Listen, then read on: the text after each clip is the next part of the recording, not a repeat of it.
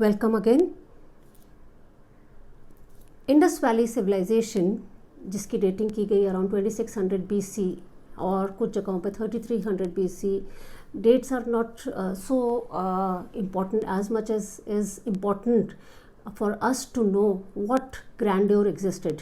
सबसे इम्पॉर्टेंट चीज़ Indus valley civilisation की ये है कि ये बहुत ही बढ़िया शानदार सिविलाइजेशन थी, and it is a matter of pride for the people living in the Indian subcontinent to know कि हमारा पास्ट इतना ग्लोरियस था।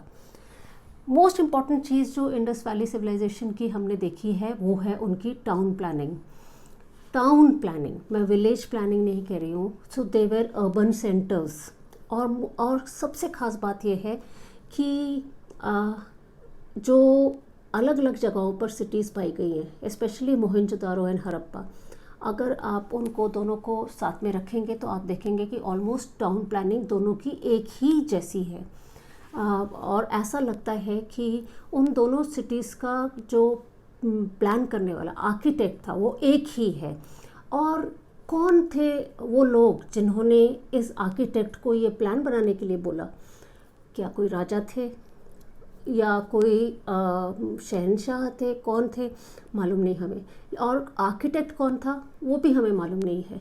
लेकिन बेस्ट चीज़ है जो ये टाउन प्लान किया गया है वो इतना सुंदर है, इवन बाय मॉडर्न स्टैंडर्ड्स इतना वेल प्लान्ड है कि आज भी हम लोग मॉडर्न 21st सेंचुरी में बैठ करके इसकी प्लानिंग को बहुत अच्छी तरह से, बहुत मॉडर्न स्टैंडर्ड्स के हिसाब से हम अप्रिशिएट कर सकते हैं और ये सोचते हैं कि ये कौन लोग थे, ये लोग कहाँ से आए, और मतलब एकदम से उन्होंने आकर के ऐसी अर्बन सेंटर्स कैसे बनाए। मोस्ट इम्पॉर्टेंट चीज़ जो मैं आपको बताना चाहूँगी, सपोज़ एक विलेज है और उसमें कुछ 10 लोग और आ गए, तो वो लोग क्या करते हैं कि अपने 10 घर और बना लेते हैं। 100 लोग आ गए तो 100 लोग और घर बना लेते हैं, लेकिन उसमें कोई एक प्लानिंग नहीं है। जैसे लोग आते जाते हैं तो जहाँ जगह मिली वहाँ पर उन्होंने घर बना लिया।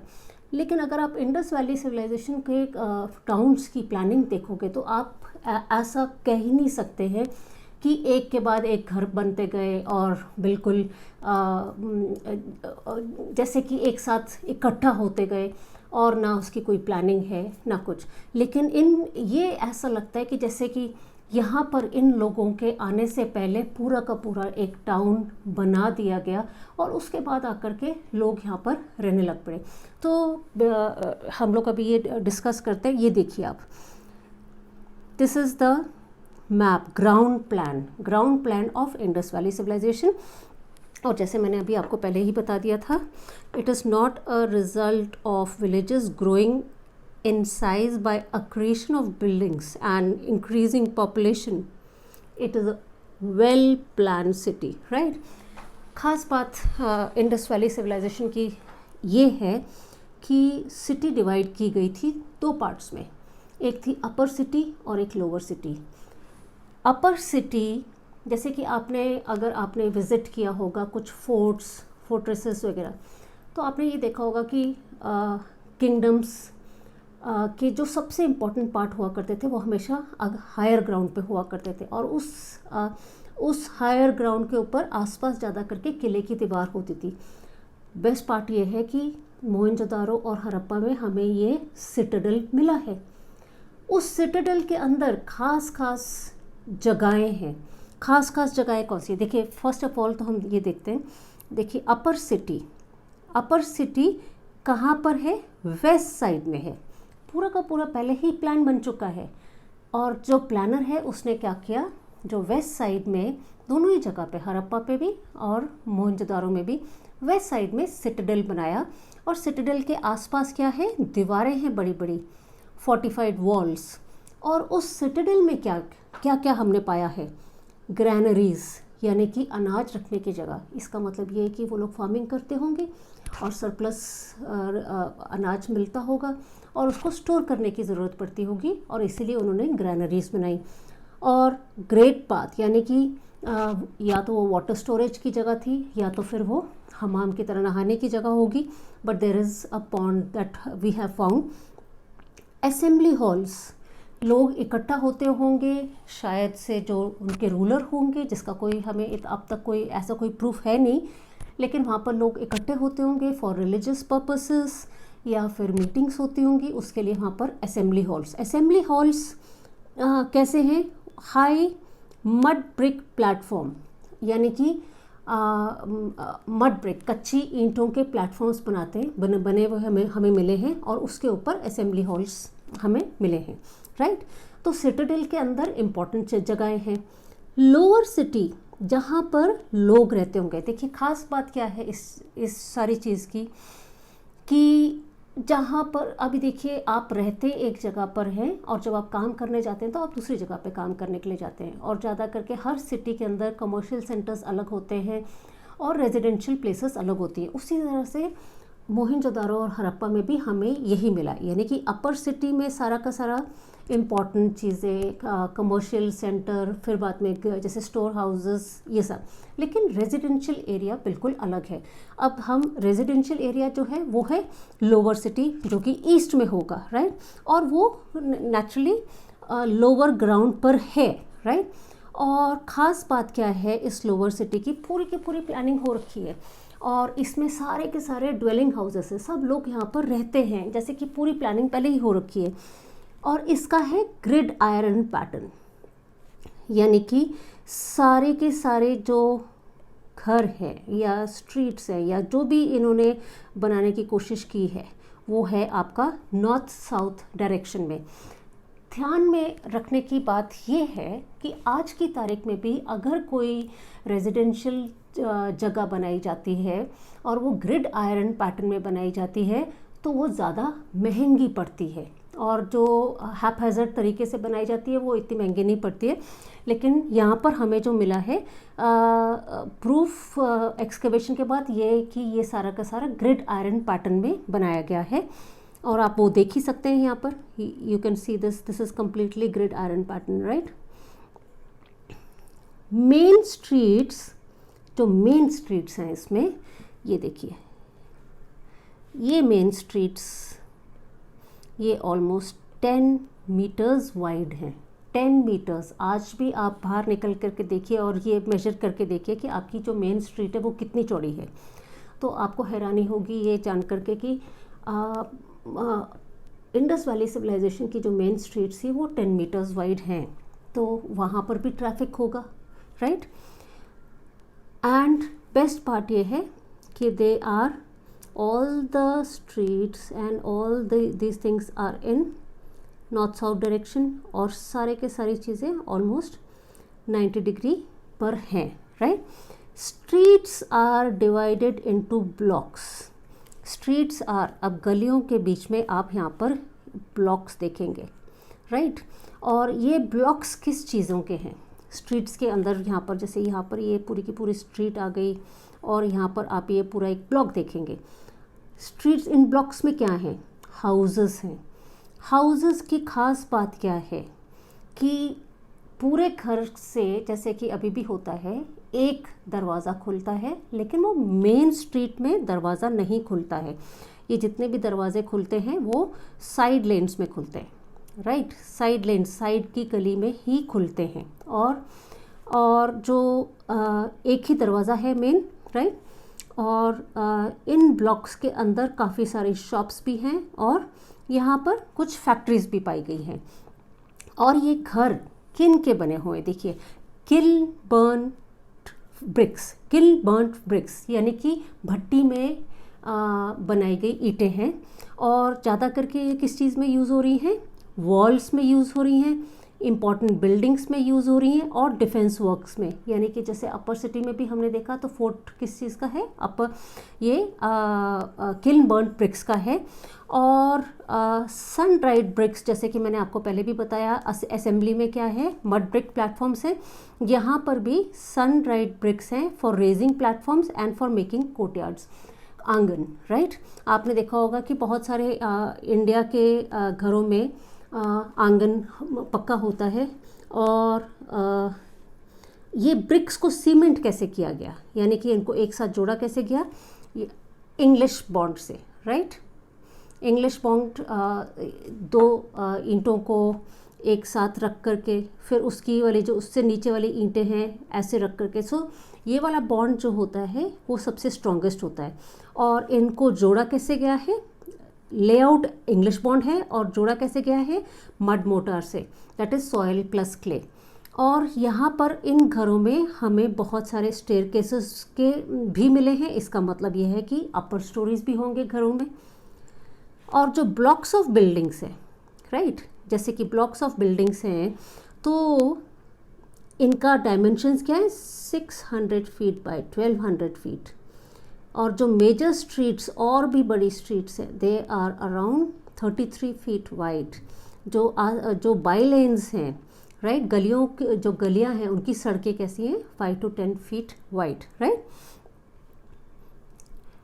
ये आप देख सकते हैं यहाँ पर, ये रहा इसका, ये देखिए यहाँ पर, ये you can see the streets over here, you can see the streets over here. और जैसे कि सपोजिंग फॉर एग्ज़ाम्पल अगर हम लोग इस चीज़ को अगर हम लोग एक घर मान करके चलते हैं तो आप यहाँ पर देख सकते हैं, यहाँ पर कोर्टयार्ड है और अलग अलग यहाँ पर रूम्स भी आप यहाँ पर देख सकते हैं, ठीक है। और एक दरवाज़ा खुल रहा है, वो है बाई लेन के अंदर, राइट। ये देखिए यहाँ पर, ये मोहनजोदारो का है, ये है सिटाडेल है, राइट।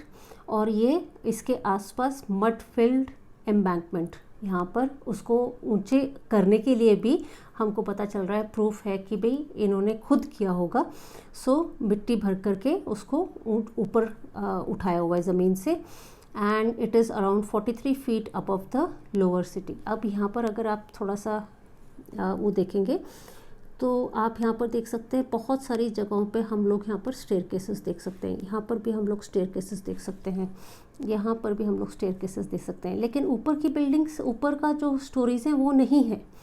लेकिन इससे ये पता चलता है कि इनके यहाँ पर अपर स्टोरीज़ होंगे, शायद से वुडन होंगे, और वो पूरे के पूरे डैमेज हो चुके हैं। ये देखिए आप इनकी लेआउट ऑफ ब्रिक्स। सो अगर आप सेकंड वाला हिस्सा देखेंगे इनलार्ज करके तो इट इज़ लाइक, अगर एक ये देखिए यहाँ पर, तो it is like this is, ऊपर से इन्होंने ऐसे करके लगाई हुई है, right. So this is the English bond. And ये देखिए these are the walls of dwellings, यानी कि घर जहाँ पर लोग रहते होंगे या फैक्ट्रीज़ की। और हमें प्रूफ मिला है कि यहाँ पर छोटे घर भी थे और बहुत बड़े बड़े घर जिनको हम पैलेसेस कहते हैं।